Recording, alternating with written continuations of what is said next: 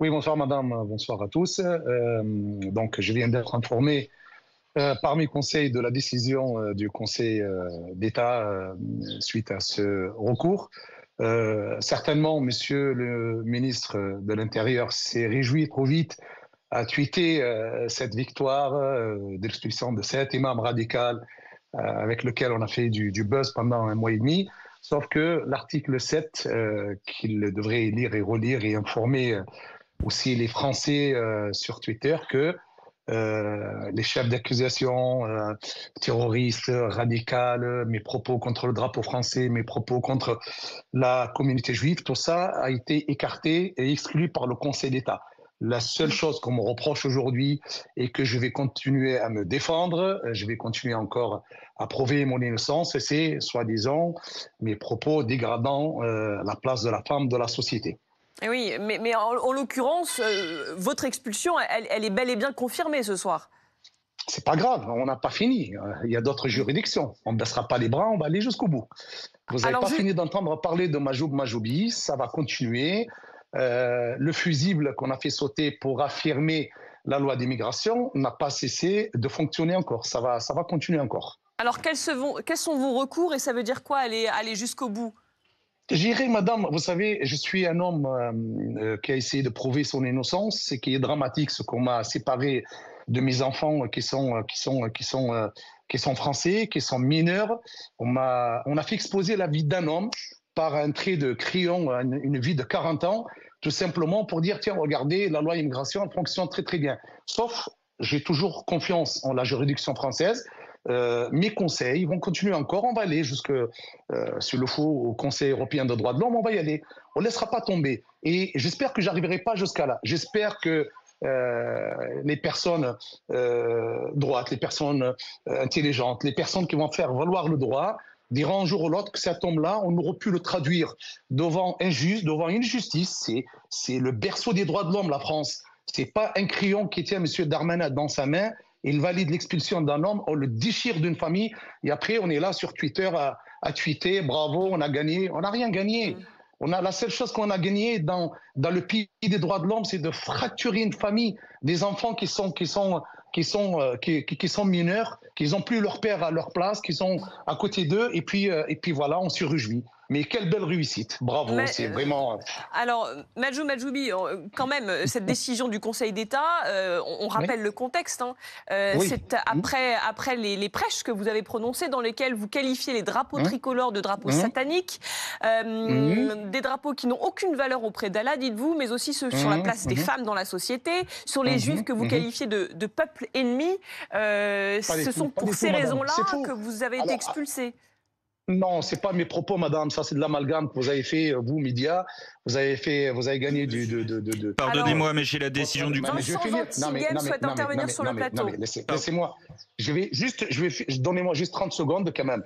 L'article 7, aujourd'hui, du Conseil d'État, qu'est-ce qu'il dit? S'agissant de M. Majoubi, d'une part, il ne résulte d'un aucun élément avancé dans le cadre de l'instruction conduite en référé qui pourrait lui être imputé un comportement lié à des activités à caractère terroriste.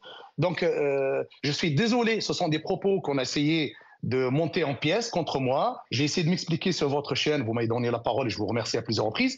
Je suis dit, je n'ai jamais insulté le drapeau français, ni la France, ni des propos haineux contre les Juifs. J'ai cité un texte eschatologique qui date de 14e siècle, mais de ma part, je n'ai jamais insulté ni la France, ni les Juifs, ni dégradé la place dans la société.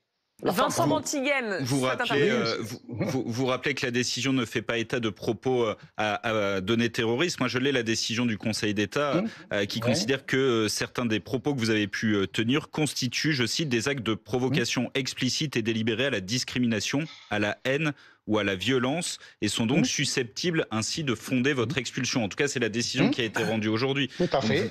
Effectivement, vous pouvez considérer que les propos à visée terroriste n'ont pas été retenus, mais c'est bien pour les prêches que vous avez diffusés que le Conseil d'État a validé votre expulsion aujourd'hui. Alors, certains propos, c'est soi-disant ce qu'on me reproche, ou me reproche le Conseil d'État, c'est concernant les femmes. Pour eux, donc mes propos, ils ont dégradé la place de la femme dans la société. Mais est-ce que je suis quelqu'un qui risque de porter atteinte aux fondamentaux de la République? Pas du tout, ça a été écarté.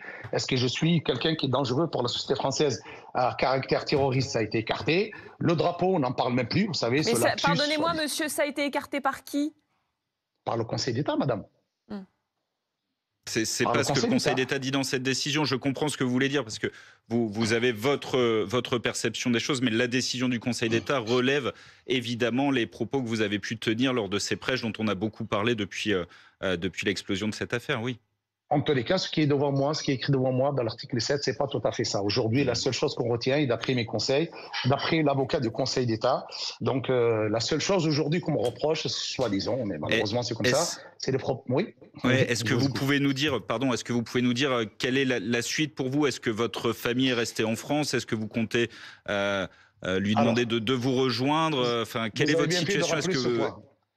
Vous avez bien fait de relever ce point. En aucun cas, je ferai plaisir. Mais en aucun cas, vous savez, depuis un mois que j'ai été expulsé, il y a une pression énorme sur ma famille en Tunisie, en France. Vous ne pouvez pas imaginer, sur ma femme, sur mes enfants. On a signalé que ma fille, elle m'a rejoint en Tunisie parce qu'elle a été obligée de venir, alors que ma fille, elle a subi un choc vraiment... C'est une dépression de qui, monsieur Majoubi? C'est la dépression de mes enfants. Mes enfants, ils sont dépressifs. J'ai ma fille Cyril, elle a 16 ans. Alors, elle était déprimée pendant une semaine. Elle a demandé de me rejoindre et venir me visiter une dizaine de jours. On a eu la visite de la police parce qu'il y a un signalement. Ma femme, elle est convoquée mardi au parquet à Nîmes parce que, soi-disant, on voudrait savoir est-ce que les enfants ils sont bien traités ou maltraités. Et tout ça, on le sait très bien que c'est un manège pour essayer de mettre des bâtons dans les roues suite à l'instruction qui est en cours. Alors, je tiens à confirmer, sauf si on venait à expulser mon épouse, on lui retire son titre de séjour, on l'expulse et on garde des enfants français en France, parce que mes enfants, ils sont français, ils ne sont pas tunisiens, ils sont tous titulaires d'une pièce d'identité française. Eh bien, il en est hors de question que ma famille me rejoigne en Tunisie, venir vivre ici. Je ne rapatrierai pas ma famille en Tunisie. Je vais me battre, lutter jusqu'au bout pour faire valoir le droit si la France, elle est toujours le berceau des droits de l'homme. Jean-Sébastien Ferjou sur le plateau avait une question à vous poser, je crois. Oui, monsieur Bajou, si on vous écoute, du coup, êtes-vous prêt à nous confirmer qu'à vos yeux, les lois de la République sont et les valeurs de la République française sont supérieures à tout ce que vous pourriez citer habituellement dans vos prêches? Et est-ce que vous êtes prêt à vous engager Écoutez, parce que ça n'était pas ce qui était dans les enregistrements de vos prêches, monsieur. Pas du tout, c'est pas vrai. C'est pas vrai, non, mais ce que vous voulez, vous expliquer... Vous pouvez à minima être compris autrement.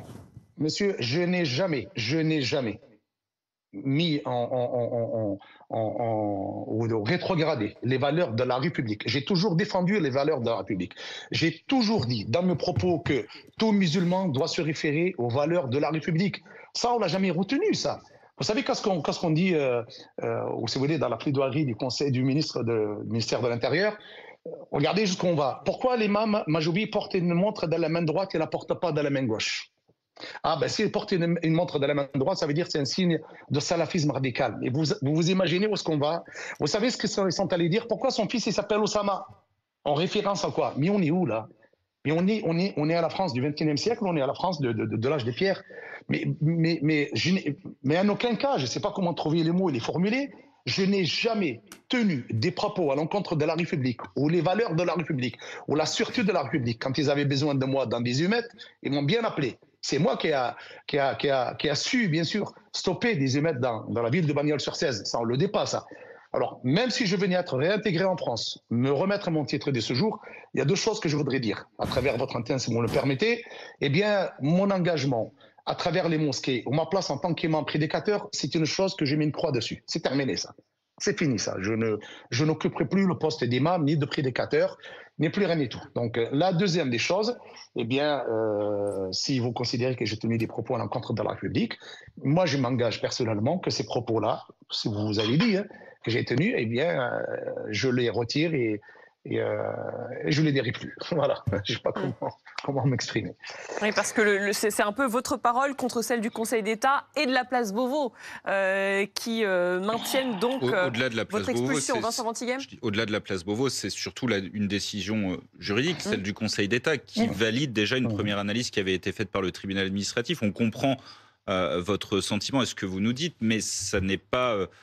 comment dire, en ligne avec la décision du Conseil d'État qui a été rendue aujourd'hui. Pour nous, c'est une petite victoire. Il y a des choses graves par lesquelles j'ai été expulsé. Un homme radical, appartenance terroriste, tout ça, ça a été écarté. Pour nous, c'est une petite victoire. Et on ne parle même plus du drapeau.